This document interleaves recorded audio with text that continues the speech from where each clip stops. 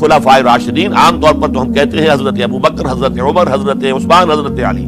میں نے اپنی ذاتی رائے، حقیر سی رائے عرض کی ہے، اس میں حضرت حسن کا دور بھی شامل ہونا چاہیے 6 مہینے کا. تب وہ 30 برس پورے ہوتے ہیں جو حدیث میں آیا ہے کہ خلافت جو ہے وہ 30 برس رہے گی، اس کے بعد ملوکیت شروع ہو جائے گی. تو ملوکیت کا پہلا قدم یہ تھا کہ حضرت معاویہ نے طاقت سے بزور خلافت حاصل کی، اس لیے ان کو خلیفہ راشد ہم نہیں کہتے. البتہ یہ ضرور ہے کہ ان کا دور بہت پرسکون دور تھا. البتہ جب 10 برس گزر گئے حضرت معاویہ کے دور حکومت کو، اب میں یہاں لفظ خلافت کی بجائے دور حکومت استعمال کر رہا ہوں، جو کہ خلافت راشدہ سے ذرا اس کا فرق واضح ہو جائے. تو اس وقت ایک اور صحابی، جلیل القدر صحابی مغیرہ ابن شعبہ رضی اللہ تعالی عنہ، وہ حضرت معاویہ کے پاس آئے اور انہوں نے یہ کہا کہ دیکھیے، اگر آپ نے اپنے بعد اپنا جانشین نامزد نہ کیا تو ہو سکتا ہے پھر فسادات پیدا ہو جائے، پھر مختلف لوگ خلافت کا دعویٰ لے کر کھڑے ہو جائیں، پھر خانہ جنگی ہو جائے. 5 برس کی خانہ جنگی میں 1 لاکھ سے زیادہ مسلمان شہید ہو چکے ہیں، قتل ہو چکے ہیں، ہلاک ہو چکے ہیں. اب دوبارہ وہی دور نہ آ جائے، لہذا آپ اپنا جانشین نامزد کر دیجئے. امیر معاویہ ریلیکٹنٹ تھے، لیکن انہوں نے دلائل دیے، دلائل مضبوط تھے. انہوں نے کہا کہ اب کبار صحابہ دنیا سے رخصت ہو چکے، وہ جماعت کہ جن کی تربیت اور تزکیہ، جن کی تعلیم حضور نے خود کی تھی اور ان کو اندر سے پاک کر دیا تھا، ان کی نیتیں بالکل پاک ہو چکی تھی، کوئی نفسانیت ان میں نہیں رہی تھی، وہ جماعت تو اکثر و بیشتر اب ختم ہو چکی، فوت پا چکے، وفات ہو چکی. لہذا اب جو ہے اکثر و بیشتر نو مسلم ہیں جو بعد کے فتوحات کے ذریعے سے اسلام لائے ہیں. لہذا ان کے اندر نہ وہ پختگی ہے، نہ ان کے اندر وہ تقوی ہے، نہ تدین ہے، نہ اصول پرستی ہے. اسلام کی پوری تعلیمات جو ہیں وہ ان کے وجود کے اندر، ان کے شعور کے اندر گہری اتری ہوئی نہیں ہے. لہذا اب صورتحال وہ نہیں رہ سکے گی جو حضرت ابو بکر یا حضرت عمر یا حضرت عثمان یا حضرت علی کے زمانے میں تھی. لہذا آپ نامزد کیجئے. یہ بھی بتا دوں کہ مغیرہ ابن شعبہ کون تھے رضی اللہ تعالیٰ عنہ. نمبر 1 یہ ہے کہ یہ اصحاب شجرہ میں شامل ہیں، جن 1400 یا 1800 افراد نے حضور سے بیعت کی تھی صلح حدیبیہ سے متصلا قبل، اس درخت کے نیچے بیٹھ کر، جس کے بارے میں سورہ فتح میں فرمایا گیا کہ لقد رضی اللہ عن المؤمنین اذ یبایعونک تحت الشجرہ. اللہ ان تمام اہل ایمان سے راضی ہو گیا جو اے نبی صلی اللہ علیہ وسلم آپ کے دست مبارک پر بیعت کر رہے تھے اس درخت کے نیچے، ان میں سے موجود، ان میں یہ مغیرہ ابن شعبہ ہے. پھر مغیرہ ابن شعبہ وہ ہیں کہ حضرت علی اور امیر معاویہ ان کے درمیان جو خانہ جنگی ہوئی اس میں ہمیشہ حضرت علی کے ساتھ رہے، حضرت علی کے ہی وہ سپورٹر تھے، ان کے ساتھ تھے. اس پہلو سے اچھی طرح سمجھ لیجئے کہ یہ نہیں ہے کہ وہ در حقیقت کو پہلے سے وہ امیر معاویہ کے ساتھی تھے، نہیں. لیکن اب جو صورتحال وہ دیکھ رہے تھے، جہاں دیدہ انسان تھے، بہت بڑے سیاستدان تھے، جانتے تھے حالات کو، حالات کے نفس پر ان کا ہاتھ تھا. لہذا انہوں نے یہ مشورہ دیا اور پھر امیر معاویہ نے اس مشورے کو قبول کر لیا اور یزید کی ولی عہدی کا اعلان کر دیا. یہ بالکل مڈل ہے حضرت امیر معاویہ کے دور خلافت کا درمیان. یہ 10 سال جب ہو گئے تھے حضرت امیر معاویہ کی خلافت کو یا حکومت کو، تب یہ معاملہ پیش آیا اور یزید کے ہاتھ پر یہ بیعت ولی عہدی تمام جو بھی مختلف گورنرز تھے ان کے ذریعے سے کہہ دیا گیا اپنے اپنے علاقے کے لوگوں سے بیعت لے لو. یہ بیعت عام طور پر لوگوں نے کر لی. البتہ 5 شخصیتیں جو بہت نمایاں تھیں انہوں نے اس بیعت سے انکار کیا. ان میں کون تھے ذرا نوٹ کیجئے. حضرت ابو بکر فوت ہو چکے، ان کے بیٹے عبد الرحمن ابن ابی بکر. حضرت عمر فوت ہو چکے، ان کے بیٹے عبداللہ ابن عمر. حضرت زبیر فوت ہو چکے، ان کے بیٹے عبداللہ ابن زبیر. حضرت عباس فوت ہو چکے، ان کے بیٹے عبداللہ ابن عباس. حضرت علی شہید ہو چکے، ان کے بیٹے حسین ابن علی رضی اللہ تعالی عنہم اجمعین. یہ 5 جو امت کے بہت بڑے 5 افراد کے گویا کے وہ چشم و چراغ تھے ان گھرانوں کے، انہوں نے انکار کیا.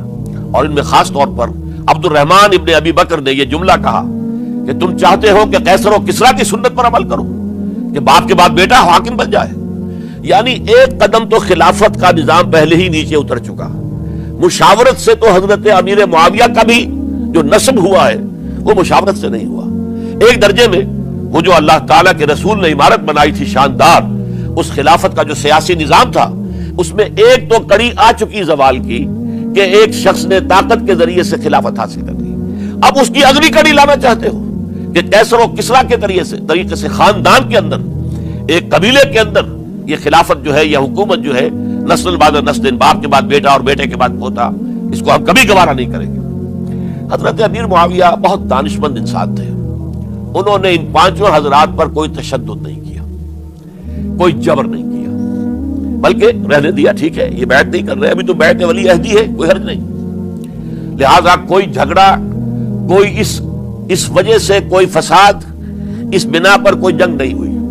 10 سال گزر گئے، یعنی 10 سال تک یزید ولی عہد رہا ہے، 10 سال تک، اور اس سوائے ان 5 بڑی شخصیتوں کے جو پوری امت تھی، عوام الناس تھے، ان سب نے اسے قبول کیا۔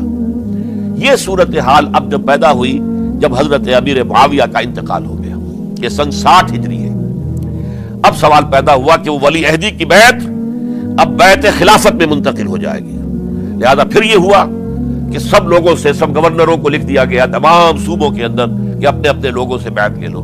ظاہر بات ہے کہ وہاں کوئی ریفرنڈم نہیں ہوتا تھا، کوئی ووٹ نہیں ہوتے تھے کہ اس کی پرچیاں ڈالی جا رہی ہوں، ایک ایک شخص سے رائے لینا نہیں ہوتی تھی، بلکہ اس وقت کی جمہوریت یہ تھی اور شورائیت یہ تھی کہ ڈفرنٹ کلینز ہیں، ڈفرنٹ فیملیز ہیں، ڈفرنٹ ٹرائبز ہیں، ان کے سردار، ان کے بڑے لوگ، ان کے اہم لوگ بیعت کر لیں تو گویا کہ سب کی بیعت ہو گئی۔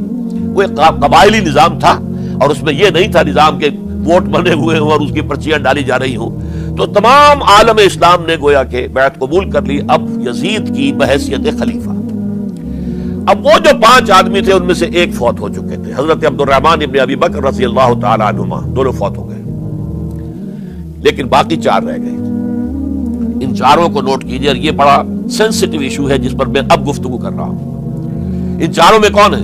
عبداللہ ابن عباس، عمر میں سب سے بڑے وہ ہیں، اور ان کی شان یہ ہے کہ انہیں حبر الامہ کہا گیا ہے، امت کے سب سے بڑے عالم، اور قرآن مجید کے وہ سب سے پہلے مفسر ہیں۔ اصل جو جتنی بھی تفسیری روایات ہمیں ملتی ہے حضرت عبداللہ ابن عباس کے شاگردوں سے، تابعین سے، لہذا ان کا بہت اونچا مقام ہے۔ حضرت عبداللہ ابن عمر، ان کا مقام بھی آپ کو معلوم ہے، حدیثوں کی کتنی بڑی تعداد ہے جو عبداللہ ابن عمر سے مروی ہے، اور اس کو سلسلۃ الذہب کی پہلی کڑی کہا جاتا ہے۔ روایت حدیث میں جو سرہنی زنجیر ہے اس کا آغاز حضرت عبداللہ ابن عمر ہے۔ ایک طرف یہ دونوں ہو گئے، ان دونوں کی رائے کیا ہوئی؟ اگرچہ کام غلط ہوا ہے، یہ اس طریقے سے قیصر و کسریٰ کی روایت پر عمل کرنا غلط ہے، لیکن یہ اتنی بڑی غلطی نہیں ہے کہ اس کی وجہ سے باہمی جنگ و جدال ہو، خونریزی ہو، ایک دوسرے کی گردنیں کاٹی جائیں اور فتنہ و فساد پیدا کر دیا جائے۔ لہذا انہوں نے یزید کی بیعت کر لی۔ 2 حضرات رہ گئے، یہ نسبتاً نوجوان ہیں، ان دونوں کی پیدائش ہجرت کے بعد ہوئی ہے۔ ہجرت کے بعد پہلا بچہ جو مہاجرین میں پیدا ہوا ہے وہ عبداللہ ابن زبیر ہے، بلکہ کچھ عرصے تک مہاجرین میں جب کوئی پیدائش نہیں ہوئی تو وہ مکے مدینہ کے منافقین نے کہنا شروع کر دیا تھا کہ یہ یہاں کے کمزور ہو گئے، نامرد ہو گئے، ان کی اولاد اب چلے گی نہیں۔ تو عبداللہ ابن زبیر جب پیدا ہوئے، اور آپ کو معلوم ہونا چاہیے وہ حضرت ابوبکر صدیق کے نواسے ہیں، حضرت عائشہ صدیقہ کے ہمشیرہ حضرت اسماء کے بیٹے ہیں عبداللہ ابن زبیر، اور زبیر بہت شجاع، بہت ہی بہادر انسان تھے۔ تو عبداللہ ابن زبیر کے اندر بھی وہی کیفیات تھی۔ انہوں نے کہا نہیں، اس غلطی کو ہم برداشت نہیں کریں گے، خونریزی ہوتی ہے تو ہو، لیکن ہم اسلامی نظام کو نیچے اترتا ہوا نہیں دیکھ سکتے۔ جیسے کبھی حضرت ابوبکر نے فرمایا تھا ایبدل الدین وانا حی، کیا دین میں ترمیم اور تنسیخ کر دی جائے گی، دین کو بدل دیا جائے گا، دین میں تحریف کر دی جائے گی، جبکہ میں ابھی زندہ ہوں، میں جیتے جی یہ نہیں ہونے دوں گا۔ حضرت عبداللہ ابن زبیر کی یہ رائے ہوئی، وی ہیو ٹو چیلنج، ہم مقابلہ کریں گے، ہم اسے پیسیولی قبول نہیں کریں گے۔ انہوں نے بیعت سے انکار کیا اور مدینہ چھوڑ کر مکے جا کر حرم کے اندر پناہ گزین ہو گئے۔ یہی معاملہ حضرت حسین ابن علی رضی اللہ تعالی عنہما کا تھا، وہ بھی نہایت شجاع، نہایت جری، نہایت بہادر۔ انہوں نے بھی کہا کہ یہ غلط قیصر و کسریٰ کی روایت جو شروع ہو رہی ہے اسے ہم نے ریزسٹ کرنا ہے اور اسے ہم آگے نہیں چلنے۔